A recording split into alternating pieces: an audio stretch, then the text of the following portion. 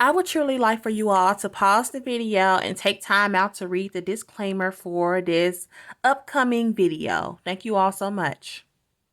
Yeah, I hope everyone is doing well on today, tonight, wherever you may be, or whatever. So today we're gonna be watching part 9 of Who the F Did I Marry. So without further ado, let's jump right into it, you guys. Get everything set up, and let's get it. Alright, part 9 of Who the Fuck Did I Marry? Alright. So, we're pausing on the house stuff. Let me tell you about the car. So, when I met my... Okay, so before she start or whatever, you guys, comment down below, like, let me know, do you all think this whole car thing is gonna work out? Because we've been seeing so far everything as far as like these houses are just falling through. Nothing is seeming to work out. So do y'all think the whole car situation is gonna work out? Just let me know. Ex-husband, I was driving a 2012 Nissan Rogue. Okay. Fully loaded. Had quite a few miles on it, but it got me from A to B. It was in good condition, but I was upside down in the car. He was driving a 2018 Ford Taurus. Sport mode. I know he had a sport mode on the car, and I love driving that car.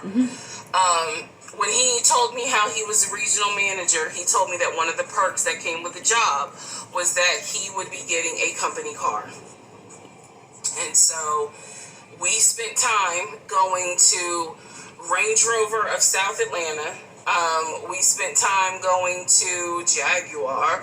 We spent time going to BMW. We spent time going to they went all over. Ford, which was on Mount Zion in Morrow, if you all are familiar with that area. He test drove a whole lot of cars. In the end, he decided on a BMW sedan. I was there when he test drove the car. I got in the car with him. I loved it. And he explained to the salesperson, you know, I'm getting a company car. I need to get a printout of the full price of the car, tax, tag, and title. Because what my company is going to do is wire over the money for the car. The salesperson was like, okay, you know, apparently that happens a lot. So he gave him a printout with the tax, tag, and title for the car. In front of me and the salesperson, he called the person in the finance department for his job. Obviously, I have no idea what this person's name is, but he called the person. He explained to them, this is the amount of money. He said the president of the company, so-and-so, has authorized for him to get a car, not spending more than, I think, $90,000, tax, tag, and title. The BMW came out to just under $90,000. And so I remember this conversation so fucking vividly.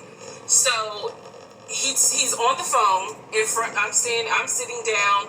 The salesperson sitting down at their desk, and he's like, they put me on hold.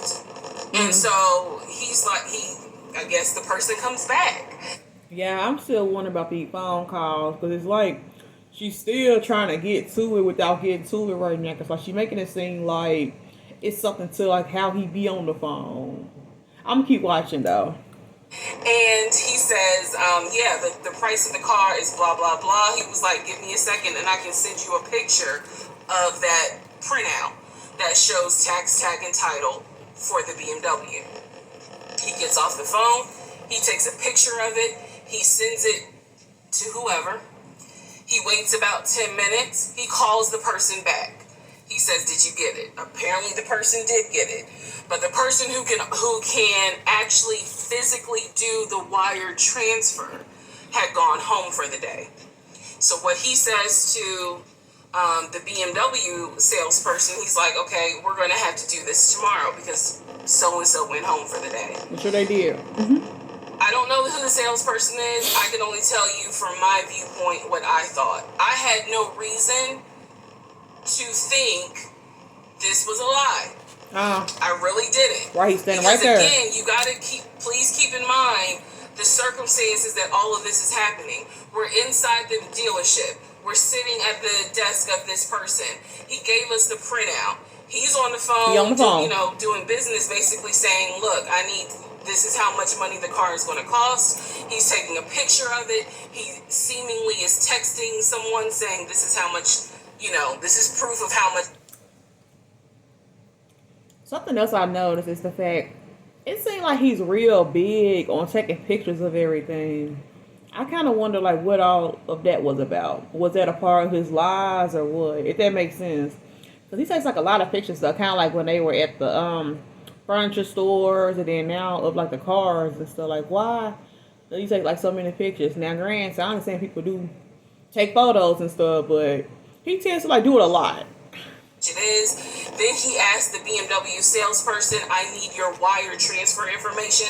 The guy got up, rushed over to, I guess, their finance area to get the bank wire information, because obviously you have to wire it a certain kind of way. Rushes back over, gives it to my ex-husband. My ex-husband's like, okay, first thing in the morning, we will get this wired over, and then, I'll come and pick up the car. My fiance, me, will drive me up here to pick up the car. So we leave. He felt like, because at the time that this all happened, I was pregnant. So he felt like, look, we're about to have a baby. I don't want you driving that Nissan Rogue. I want to get you something up. I want to get you something more secure, something new. But will things work out, though? I really wanted a Kia. Okay. I really wanted a Kia Telluride.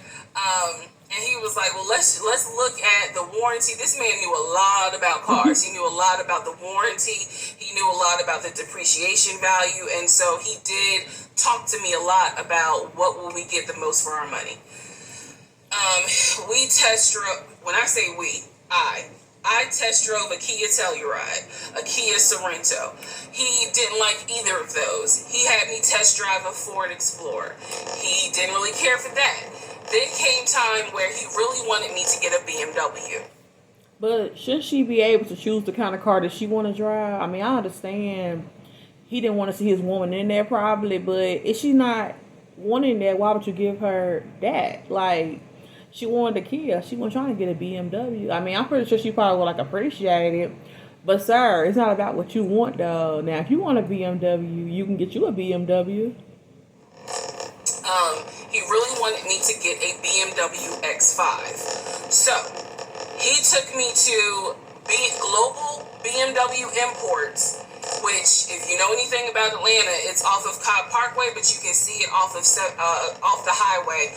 I believe 285 is where you can see the Global Imports BMW dealership. He took me there. He had me test drive an X5, an X6.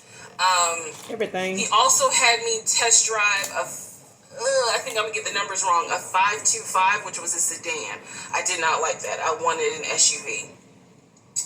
I loved driving the BMW. He also had me drive an M-Series, test drive an M-Series. So he was very adamant that I should get a BMW. The reason being is because, according to him, he had a BMW in California when he lived in San Diego. He had a BMW that he loved. It was a white BMW. He showed me pictures of the BMW. So he showed me pictures of this white BMW that he had, and unfortunately, the car got totaled about 2 months before he moved to Georgia. I'm sure it did.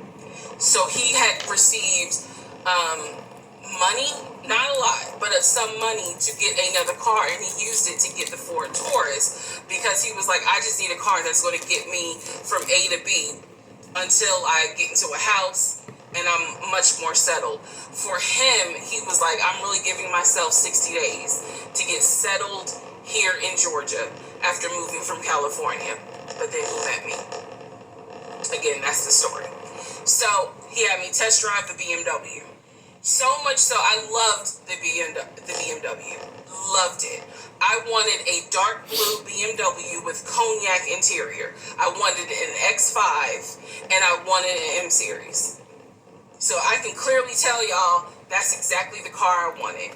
We were online looking for that particular car because not every dealership had it. I was okay with a black BMW if needed. Okay. But I really wanted dark blue, and I really wanted that cognac colored interior. So he felt like, I want you to consider all of a sudden an Audi Q8. Let's just see how you like it. If you don't really like it, then we will go back to the BMW. I cannot tell you why he switched up. Right. I can't. But I can tell you he took me to an Audi dealership on Peachtree Industrial. He test drove an Audi and I test drove an Audi Q8. I loved the Q8. Loved it. But I was tired of test driving cars. By this point, I had test driven so many cars. A whole lot. Our weekends were spent either looking at a house or test driving cars. But like it never happened. And I was picky, I will admit that. So he had me test drive the Q8. I really liked it. I finally just told him, look, I'm good with either the BMW or the Audi. Because I'm tired of test driving cars. He told my family he was buying me a new car because, keep in mind, let me let y'all know. He had met my family initially on Zoom because, again, we were locked down. He had met my family. He also had met my family in person because at this point, it was like, look, if you're not showing any symptoms, maybe we can do family dinner. And so we had. So he had met my family in person. And now we will go ahead and move towards part 10 of this series. Alrighty then. So that right there covers part 9 of Who the F Did I Marry. Stay tuned for part 10 of Who the F Did I Marry. And I'll catch you all in the next video. Take care.